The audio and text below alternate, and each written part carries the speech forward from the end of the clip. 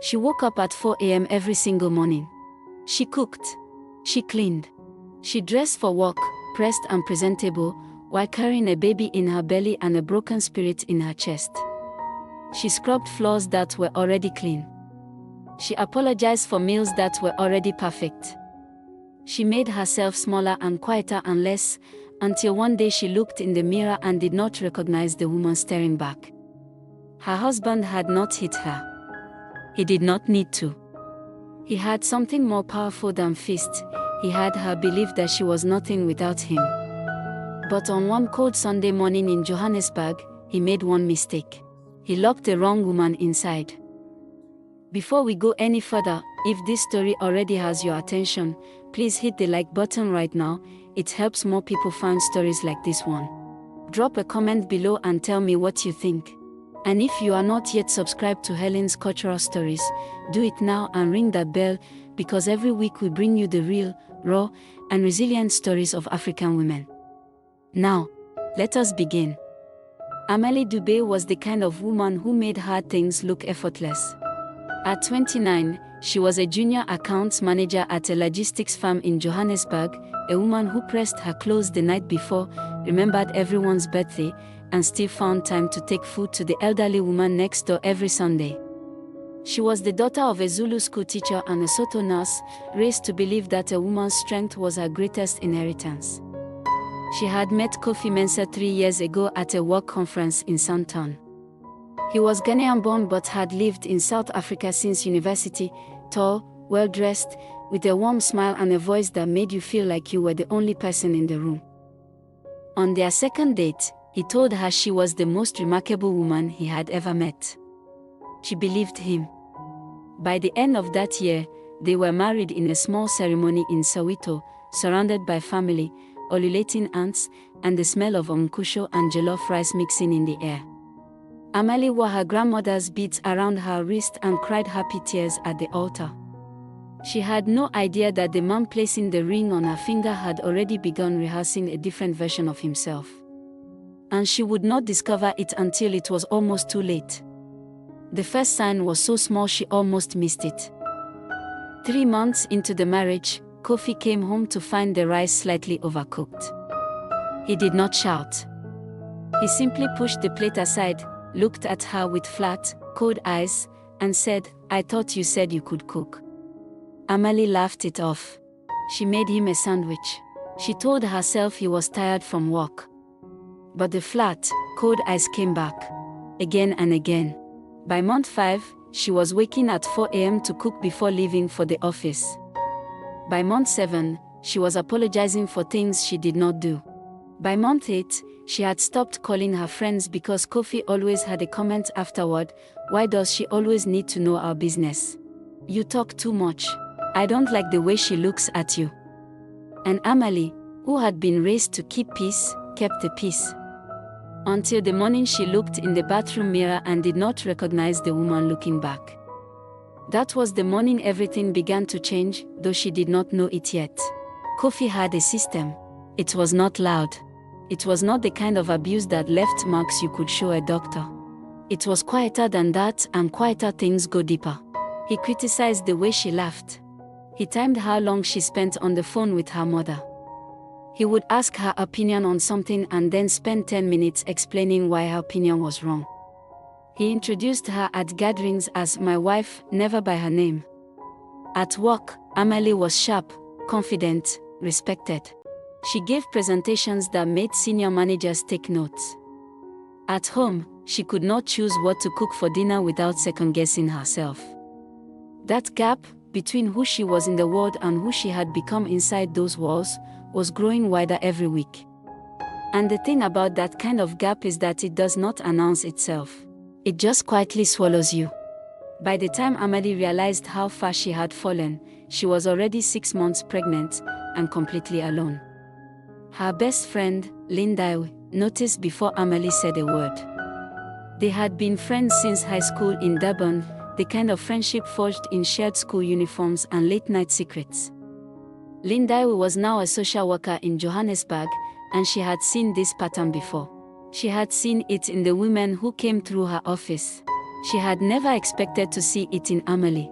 She came by the house on a Saturday afternoon, unannounced, with fat cook and nachos and a bottle of appetizer. Amahle opened the door and smiled. But Linda was a trained eye. She saw the way Amahle glanced back into the house before stepping outside. She saw the shadows under her eyes. She saw the way she held herself, smaller than she used to be.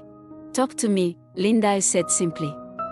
And Amahle, who had been holding everything in for so long, sat down on the front step and let it out. Every apology she had made for nothing, every meal criticized, every night she had lain awake wondering what she had done wrong. Linda listened to all of it. Then she took Amahle's hand and said something that would stay with her forever. "A man who loves you does not make you feel like a burden in your own home. What Kofi is doing has a name, Amahle, and it is not love." Amahle opened her mouth to defend him, but the words did not come. Linda encouraged her to speak to her godmother, Mama Tandika, a woman of great faith and even greater wisdom who led a women's ministry at a church in Braamfontein. Amahle went on a Wednesday morning, when Kofi was at work. Mama Tandika listened with her hands folded, her eyes steady, and her spirit completely calm. When Amahle finished speaking, she did not offer a scripture. She did not tell her to pray harder or submit more. She said, "My child, God did not create you to be a punching bag for any man's insecurities. What you are describing is abuse. And I want you to hear that word clearly." Amahle flinched at it. Abuse. It felt too large, too serious, too final. Mama Tandika offered to speak with Kofi, to invite him for a quiet conversation. Not to embarrass him, but to appeal to whatever good remained in him. Amahle agreed. She went home hopeful. She did not yet know that hope, in the wrong hands, can become a weapon. Mama Tandika called Kofi the following week. She was gracious. She was careful. She simply asked if they might sit together as a family, herself, Kofi, and Amahle, to talk about strengthening the marriage. Kofi said yes. But when he put the phone down, something shifted in him. Something cold and territorial. He turned to Amahle, who was standing in the kitchen doorway, and the look on his face made her take a step back. "You told a stranger our business," he said. Very quietly. "Kofi, she just wants to help. You embarrassed me." He moved toward her slowly. "You went outside this house and told people that I am a bad husband. That is not what. Do not speak." He pointed at her. "You had one job in this marriage. To be loyal. And you could not even do that." He walked out of the kitchen. Amahle stood there, one hand pressed to her pregnant belly, her heart hammering. And the treatment that followed was worse than anything that had come before. The weeks after Mama Tandika's call were the darkest of Amahle's life. Kofi became a locked door. He stopped speaking to her at mealtimes. He monitored her phone, scrolling through her messages while she showered. He told her which friends she could see and when. He started coming home late and then demanded to know why dinner was not hot even though he had not told her what time to expect him. And Amahle, 6 months pregnant, exhausted, isolated, began to disappear inside herself. She stopped wearing color. She stopped playing music in the house. She stopped laughing at things that were funny because laughing too loudly made him look at her with those flat eyes. Linda texted every day. Amahle replied with short, careful messages. She knew Kofi checked her phone. But Linda was not fooled.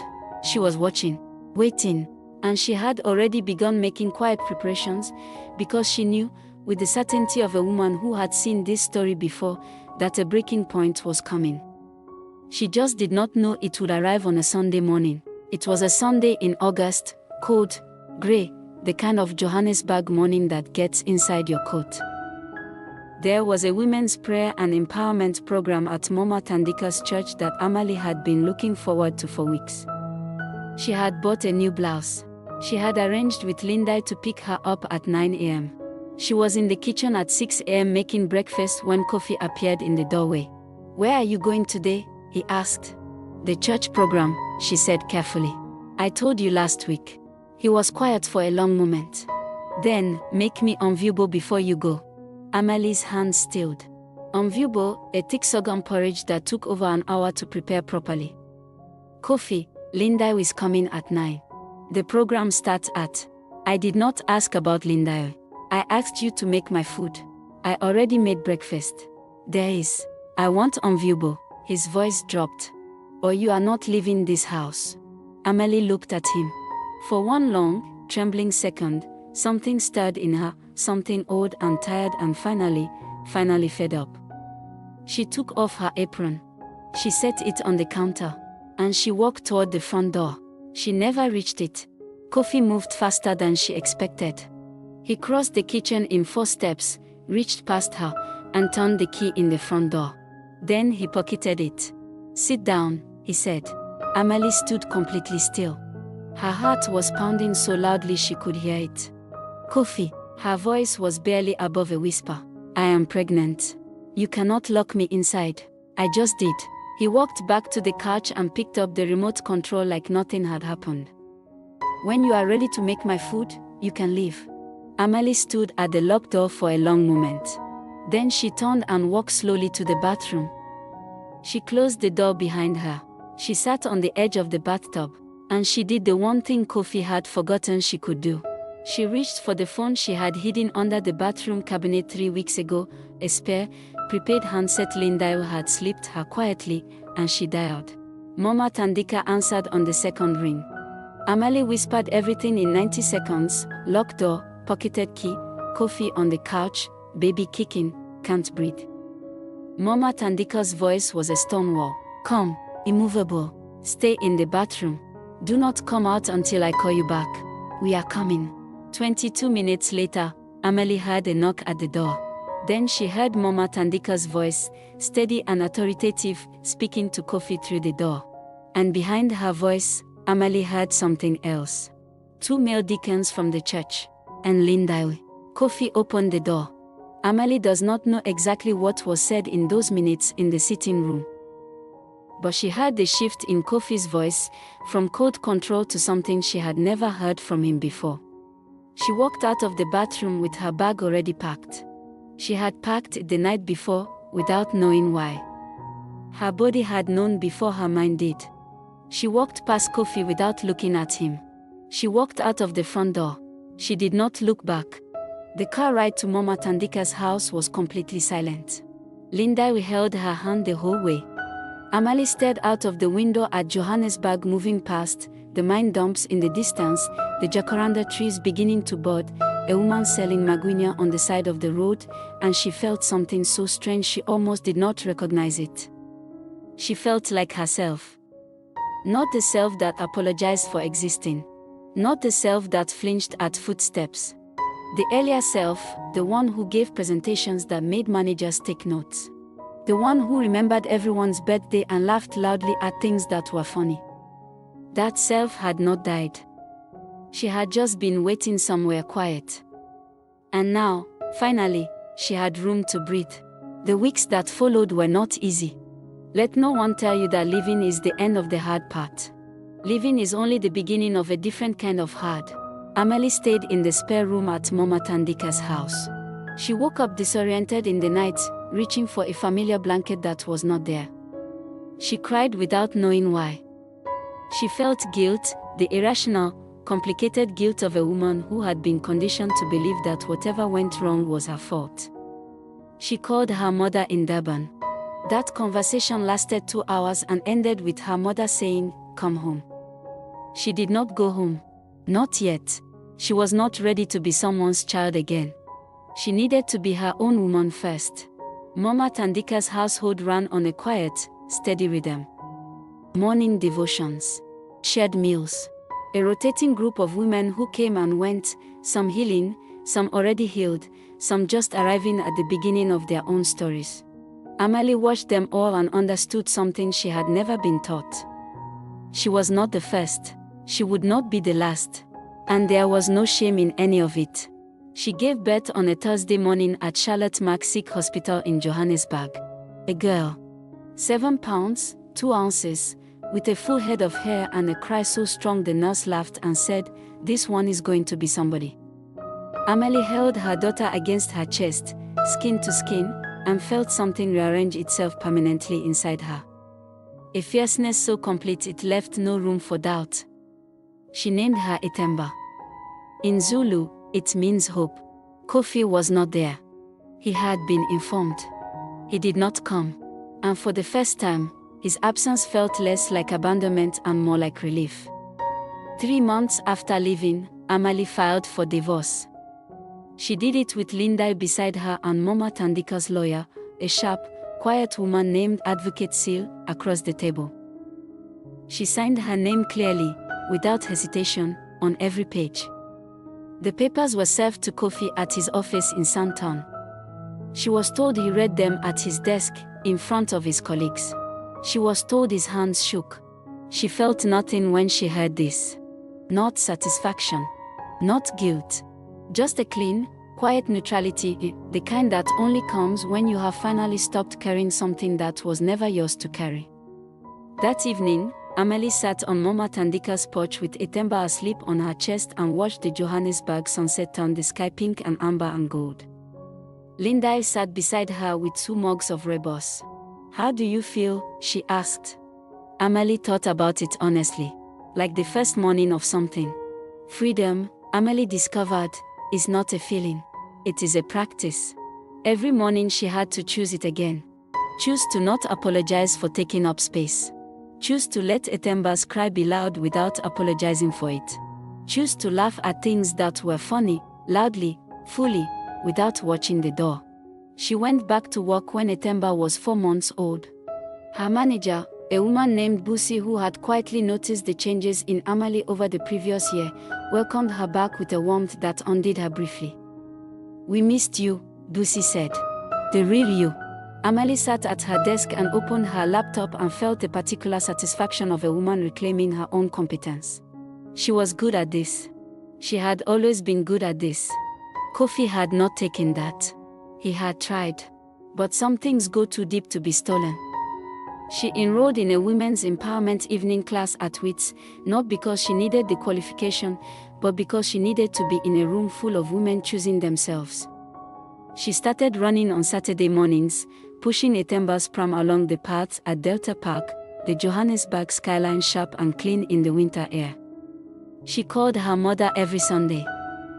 She started cooking again, not out of obligation, not out of fear, but because she remembered that she actually loved food. She made her grandmother's recipe for omkusho on a Tuesday night for no reason at all, and ate it standing at the kitchen counter, and it was the best thing she had ever tasted. Small things. Ordinary things.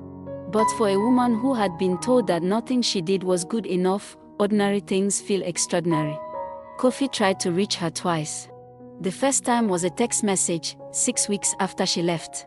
It said, "We can fix this. Come home." She showed it to Linda. They looked at it together. Then Amahle blocked the number. The second time, he appeared at Mama Tandika's gate on a Sunday evening. Mama Tandika went to the gate herself. Amahle watched from the window, Itemba on her hip. The conversation at the gate lasted 4 minutes. Then Kofi got back in his car and drove away. Mama Tandika came back inside and said simply, "He will not come again." Amahle never asked what she said. Some things you do not need to know. What she did know was that she had not flinched. She had stood at that window, straight-backed and steady, with her daughter in her arms, and she had not been afraid. That was new. That mattered. There is a moment in the healing of every wounded woman when she stops measuring herself against the damage and starts measuring herself against who she is becoming. For Amahle, that moment came on an ordinary Tuesday.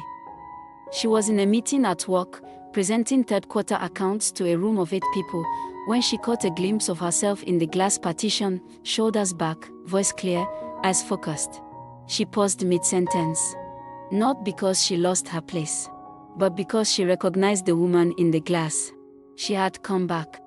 At Itemba's first birthday party, held in Mama Tandika's garden, with neighbors and churchwomen and Linda dancing to Omopiano in the afternoon sun, Amahle stood to the side for a moment and watched the life she had built. It was not the life she had planned. It was smaller in some ways, louder in others. Etemba sat in the middle of a blanket surrounded by women who loved her, pulling at ribbons with absolute delight, completely certain that the world was safe. Amahle had given her that certainty. And nobody, not Kofi, not anyone, could take it from her now. She did not become hard. She became selective. She learned the difference between people who stay because they love you and people who stay because they need something from you. She learned to ask for help without apologizing for needing it. She learned to say no, not loudly, not angrily, just clearly, and to let that be enough. She started mentoring a younger woman at work named Precious, who reminded her of herself 3 years ago, capable, quietly crumbling, holding everything together with shaking hands. She did not tell Precious what to do. She just made sure Precious knew that someone was watching. That someone saw her. That someone would be there when she was ready. It was the thing she had needed most. On a Friday afternoon, 16 months after she walked out of that locked house, Amahle sat in Advocate Seal's office and signed the final divorce papers. Her hand did not shake. She accepted the copy that was slid across the desk, put it in her bag, stood up, and shook the advocate's hand. Outside on Commissioner Street, Johannesburg moved around her, taxis hooting, vendors calling, pigeons scattering from the steps of the magistrate's court. She stood still in the middle of it all and breathed. Then she called Linda. "It's done," she said. Linda screamed so loudly that 2 people on the street turned to look. Amahle laughed. Fully, loudly, in the middle of Commissioner Street. And it sounded exactly like herself. Amahle Dube did not come out of that marriage unscathed. She came out clearer. There is a version of this story where she becomes bitter. Where the locked door and the flat cold eyes follow her into every room she enters for the rest of her life. Where she teaches Etemba, without meaning to, that love is something you survive. That is not the version that happened. The version that happened is this: a woman who was told she was too loud learned to laugh louder. A woman who was told her opinions were wrong started teaching other women to trust their own. A woman who was locked inside her own home found the door that mattered most, the one inside herself, and kicked it wide open. She still wakes early. Not at 4 a.m. anymore. Not out of fear. She wakes when Etemba calls for her, and she goes, not because she has to, but because in that small warm room, with that small determined person reaching for her, she understands completely what she was fighting for. Not just freedom. A future.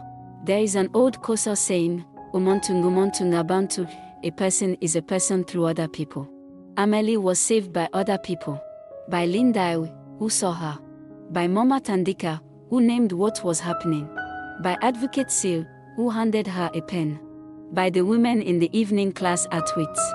By the neighbor who waved at her every morning when she ran through Delta Park. She was put back together by a village. And now she is part of someone else's. You cannot silence a woman who has found her voice. You cannot cage a woman who knows the way out. And you absolutely cannot dim a woman who has looked into the eyes of her daughter and decided, for both of them, to be free. Amahle's story does not end with revenge. It does not end with Kofi suffering the consequences, though perhaps one day he will. It ends with something far more powerful than revenge. It ends with a woman, standing in the afternoon sun at her daughter's birthday party, laughing at something Linda said, completely and entirely herself. And that, my friends, is what taking everything back truly looks like. If this story moved you today, if it reminded you of someone you love or a season you have survived, please do not keep it to yourself. Share this video with one woman who needs to hear it right now. And before you go, click on the video appearing on your screen right now, because the next story is just as powerful, and I promise you, you are not going to want to miss it. Thank you for watching Helen's Cultural Stories. I will see you in the next one. Globe Show in Europe, Africa.